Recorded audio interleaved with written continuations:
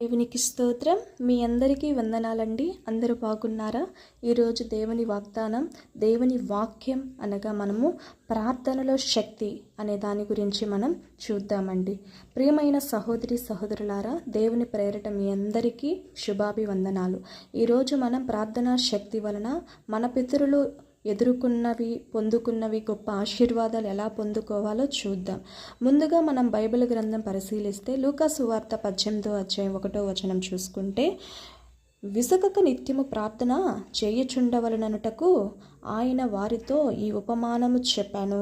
దేవునికి స్తోత్రం. హల్లెలూయా. ఏమిటా ఉపమానం అంటే, అదే గ్రంథాన్ని మీరు శ్రద్ధగా నిదానించి చదవండి, దానిలోని మర్మం మనకు తెలుస్తుందండి. నా ప్రియమైన సహోదరి సహోదరులారా, నేను కొంచెం ఈ వీడియోలో బ్రీఫ్గా చెప్తాను. ఒక పట్టణంలో ఒక విధవరాలు ఉండేదండి. ఆమె ఒక విషయంలో న్యాయం జరగాలని న్యాయాధిపతి దగ్గరకు వెళ్తూ ఉండేది. కానీ ఆయన ఆమెను చూసిన తర్వాత రోజూ రమ్మంటాడు, టైం చెప్తాడు. ఆమె అదే టైంకు అనగా ఆయన వచ్చే టైంకి ఆమె ఆయన కోసం ఆ బంగ్లా దగ్గర ఎదురు చూస్తూ ఉంటుందండి. ఆయన మరలా ఇంకో రోజు రమ్మని చెప్పడం, అలా రోజులు గడుస్తూ ఉండడం చూస్తూ ఉంటాం. ఆమె యొక్క నిరీక్షణ, ఆశ అనేది ఆమెలో తగ్గిపోవట్లేదండి. ఎందుకంటే ఆయన ఏదో ఒక రోజు నా వైపు చూస్తాడు, నాకు న్యాయం చేస్తాడనే ఒక విశ్వాసముతో ఆ న్యాయము కోసం ఆమె ఆ న్యాయాధిపతి నాకు న్యాయం చేస్తాడని ఎదురు చూస్తూ ఉండేదండి. అప్పుడు ఒకరోజు ఏమైందంటే, ఆ న్యాయాధిపతి మనసు చలించింది. తన పక్కన ఉన్న వాళ్ళతో అన్నాడంట. ఏమని అన్నాడంటే,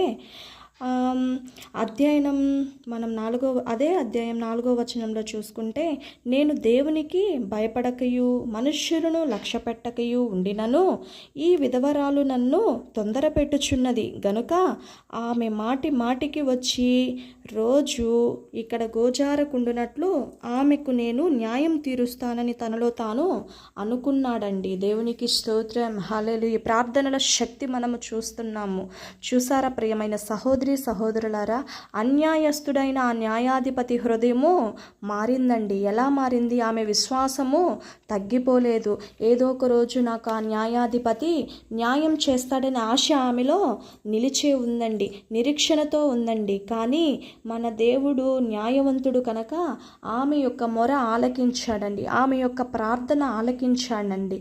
లూకా సువార్త 18వ అధ్యాయం 7వ వచనంలో చూడండి, తాను ఏర్పరచుకుని వారు దీవారాత్రులు తన గూర్చి మొర్ర పెట్టుకొనుచుండగా వారికి న్యాయము తీర్చును. దేవునికి స్తోత్రం. హల్లెలూయా. మన దేవుడు న్యాయం తీర్చేవాడండి.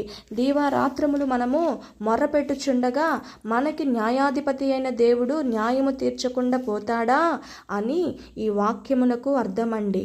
దేవుడు మనతో మాట్లాడుతున్నాడు. మనం ఏ విషయంలోనైనా దేవునికి మనము విసుగక ప్రార్థిస్తే అసాధ్యమైన కార్యమును కూడా దేవుడు సాధ్యపరచగలిగే గొప్ప దేవుడండి. విధవరాలికి ఉన్న అట్టి గొప్ప విశ్వాసము మనము కూడా కలిగి ఉండాలి. ఎందుకంటే ఆమె విశ్వాసాన్ని ఆమె ఎంత మాత్రం విడిచిపెట్టలేదు. ప్రతి దినము ఆయన చెప్పిన సమయమునకు తిరిగి మరలా ఆమె అక్కడ చేరుకునేదండి. దేవునికి స్తోత్రం. హల్లెలూయా.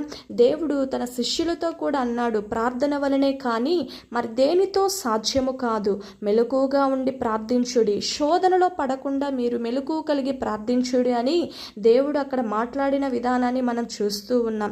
ఇంకా బైబిల్ గ్రంథంలో మనము పితరులు మనకు సాదృశ్యంగా ఉన్నారండి. దానియేలు చూడొచ్చండి. దానియేలు సింహానుల బోనులో పడవేసినప్పుడు కూడా ఆయన విశ్వాసము చచ్చిపోలేదనగా చలించపోలేదు. భయము లేకుండా సింహాల మధ్యలో మోకాలుని ప్రార్థించాడండి. దేవునికి స్తోత్రం. హల్లెలూయా. ఇలా మనమైతే చేయగలమా? మనమైతే అస్సలు చేయలేమండి. దేవుని దూషించేవారుగా ఉంటాము, దేవునికి మనం విరుద్ధముగా ఆ టైంలో ప్రవర్తించేవారుగా ఉంటాం. కానీ దేవుడు అంటున్నాడు, ఆ టైంలో కూడా దానియేలు నాకు ప్రార్థించాడు. దేవునికి స్తోత్రం. హల్లెలూయా. దానియేలు ప్రార్థించాడు కాబట్టే గొప్ప కార్యం అక్కడ జరిగిన విధానాన్ని మనము చూస్తూ ఉన్నాం. దేవుడు సింహాల నోల నుండి దావీదును తప్పించిన విధానాన్ని మనం చూస్తూ ఉన్నాం. అలాగే దేవుని ఎదుట దావీదు మహారాజు అలాగే ప్రార్థన చేశాడండి. హల్లెలూయా.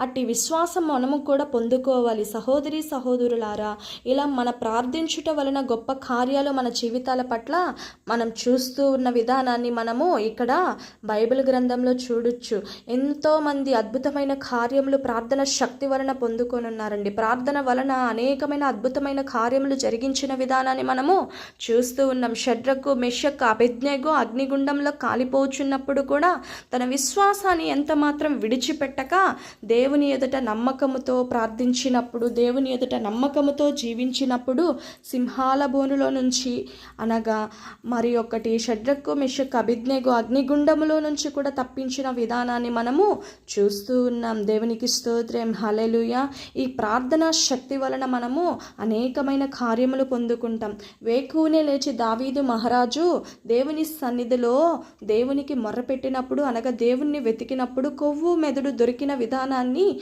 మనం బైబిల్ గ్రంథంలో చూడొచ్చండి. దావీదు మహారాజు కూడా ఎంతగానో ప్రార్థించాడండి. వేకువనే లేచి ప్రార్థించాడు. కొన్నేళ్ళు ప్రార్థించి గొప్ప కార్యములు పొందుకునే విధంగా మనమును పొందుకోవాలని దేవుని ప్రేరట